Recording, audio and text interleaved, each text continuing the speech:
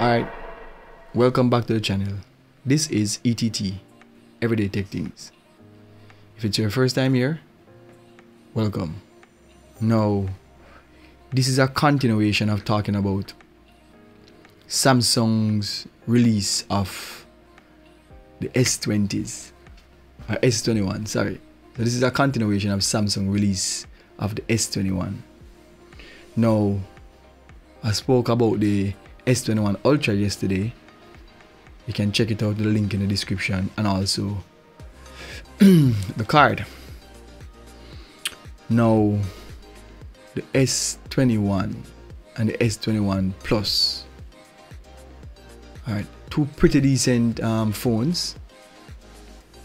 And when I look at the specs, I realize that the main difference between the S21 and the S21 Plus is really the size. Like internally, they're not much different. They have the same camera, they have the same, you know what I mean, processor. They have the same, all the same stuffs internally. Now, one has Glastic, which is glass and plastic, and then the next one have glass, like the Ultra. Now, to me, that's not a big difference. You know what I mean? Like plastic and glass. Now, you have really premium plastic will look really good, feels really well in your hand. So, plastic versus glass, not a big deal to me. Would I buy it? No. When it comes to choosing a phone, it is more than just the brand of phone. So oftentimes people are like, yo, why you buy an iPhone? Why you buy this? Why you buy that? In today's world, when it comes to a phone, a laptop, many things, you're actually buying into an ecosystem. So while Samsung just released their amazing phones, you know what I mean, the Ultra, I must say, yo, like the camera up on the Ultra is an amazing camera. But think about if you have a MacBook Pro, or if you have an iPad, or if you have AirPods. No matter how amazing Samsung cameras or Samsung phone, the screen, the form factor, the processor, the amount of memory that you get in the phone, how fast it is, the, you know, how fast the screen is in terms of the hertz, I don't think it would matter much, because you are already in an ecosystem, and the ecosystem is very, very, very important as it relates to making purchases. Now, would I buy it? I currently have an iPhone. Where it is here.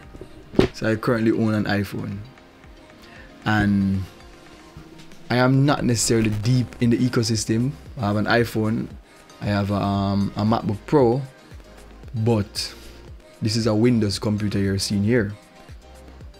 And I realized that Samsung seemed to be working on their ecosystem. Mind you, their ecosystem is tied in with Google and, you know what I mean, Microsoft. However, they're kind of pushing the ecosystem game right now, because they realize that mobile purchases are not just made in a silo, if you understand. It's not just a one thing. When you're making a mobile payment, when you're making a mobile purchase, you're thinking about what ecosystem you are in and what ecosystem you want to be in. Now, when I look at the two phones, so you know the flagship iPhone 12 Pro Max versus the Galaxy S21 Ultra, I would say the Galaxy S21 Ultra beats the iPhone Pro Max. Like, when you look at the specs, when you look at the features, when you look at the telescope camera, when you look at the two dual zoom cameras, it has a whole heap of bells and whistles. But again, a lot of persons who are already in the Apple ecosystem wouldn't even consider getting the Galaxy S21 Ultra. Them just don't consider it. So it's a thing, whereas you have to think about the ecosystem that persons are in and why an ecosystem is important. And I get it. I get it that Galaxy, Samsung is now pushing their type of ecosystem. As I see in the many videos, they are showing how their things work together. I was just watching a video about the smart tag, and I'm like, whoa, I never realized that the smart tag is also a button, which is very cool because you can buy one item, you're allowed to track it, track your devices. And I think in the smart tag Pro, you can track it even more granular, so you can find it if it's under your bed, you know what I mean? Like you can narrow it down to the specific point. Now, this is a part of an ecosystem, and I'm sure Apple soon release them AirTag. Everybody been saying, yo, where's the AirTag, where's the AirTag? But I feel like Apple is just taking them time to make sure that it works perfectly before them give it. So that is the difference between, I would say, Samsung and Apple. Apple tend to wait. So Apple make everybody do the stuff them, see them mistake, and wait until them get it right. Then them put out them product. Like they announced a product which is not in market right now, which was their AirPower. Is their pad that you could have charged multiple Apple devices simultaneously. It never worked because, you know what I mean, they've never really do all the research, and I don't believe that you should announce something when it's not ready. You know what I mean? I know that you'll have leaks and stuff like that. So recently I see them put out their MagSafe charger for both it's like a MagSafe wallet, so it folds out and it can charge your phone, and it also can charge your watch. Yeah, so as I said, the whole everything that they're talking about is really about the ecosystem. It's really a phone purchase, a laptop purchase, all these things. The power important, but the ecosystem is what a lot of persons are making their purchase offer. So I would say, so Samsung is closer to building a better ecosystem for their users, which will allow them to do all the necessary stuff. Because as I say, I was watching the video yesterday, and I realized that they have a lot of stuff that is very similar to what Apple has been doing. Whereas you can send files from phone easier now, you can send stuff from your computer much easier. You can transfer things. Samsung are the one who really start certain things when it comes to power share. Now you can do that with the iPhone. So it's a thing, whereas, as I said, Samsung is really a company who push the barrier forward, and Apple does that too, but Apple really haven't done that in a minute. But Samsung is pushing, and that helps us to get better product. At the end of the day, we as the consumer, it helps when a new phone come out. It makes the previous phones cheaper. Now back to the S21 and the S21 Plus. The price of the phones comparing to the S20 and the S20 Plus is less. So it's like $200 less, and that's a good thing. You know what I mean? If the high-end phone them can get cheaper, I wouldn't mind they can get a real high-end phone for under $1,000. I talk about like ultra quality for under $1,000, but those days are past. And the screen on the S21 is a lesser quality screen than the S20.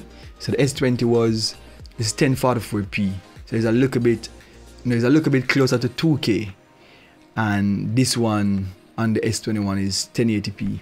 Now what really is that like? When I think about a screen, I think the iPhone is 1080p, and is really the persons who are, I would have said, pixel peeping would notice the difference in screen.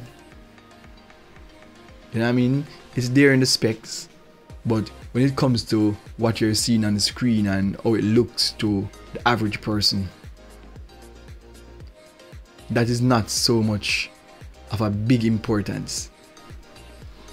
You know what I mean? Like, I don't think a person necessarily make purchases, or the average person necessarily make purchases of what quality of screen is in the phone. And mind you, as I said, 1080p is quite fine. Apple has been using 1080p and giving you their amazing quality screens for a minute now. So I wouldn't necessarily make the purchase offer whether it's a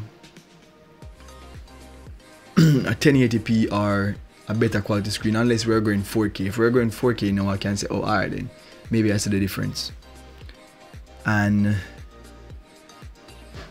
it's one of those things, you know. I mean, Apple versus Samsung is a conversation all the time, and where you go and which one you choose.